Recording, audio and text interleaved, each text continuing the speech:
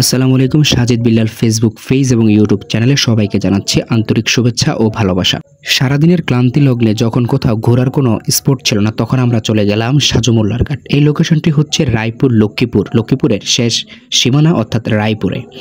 এখানে আসলে আপনি চমৎকার কিছু দৃশ্য দেখতে পাবেন। সবচেয়ে ইন্টারেস্টিং বিষয় হলো এখানে আপনি দাঁড়িয়ে সূর্যাস্ত দেখতে পাবেন।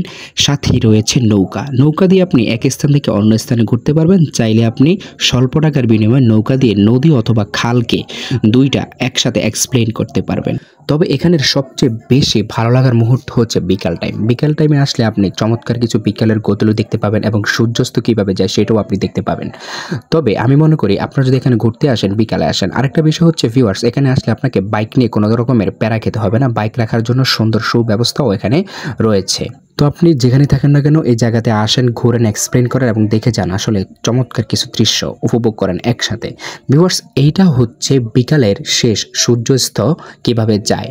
এটা খুবই একটা ভালো লাগার একটা প্লেস ছিল ভিউয়ার্স। এখানে এর অপোজিটে রয়েছে চমৎকার একটি রেস্টুরেন্ট। এখানে আপনি আসলে চমৎকার কিছু খাবার পেয়ে যাবেন এবং নদীর সেই চমৎকার ভিউটা আপনি এখানে বসে উপভোগ করতে পারবেন। নদীর পাশেই এবং রেস্টুরেন্টের পাশেই সারিবদ্ধভাবে চমৎকার কিছু গাছ লাগানো হয়েছে, যেটাকে এই দৃশ্যটা খুবই চমৎকারভাবে ফুটিয়ে তোলা হয়েছে। তো আপনি কোন জায়গা থেকে এই ভিডিওটি দেখছেন তা আমার কমেন্ট বক্সে জানান এবং আপনি কি কখনো এই জায়গাতে আসছেন কিনা তাও বলেন। তো ভিউয়ার্স, এ পর্যন্ত সকলে ভালো থাকবেন, সুস্থ থাকবেন। দেখা হবে পরবর্তী কোনো ভিডিওতে।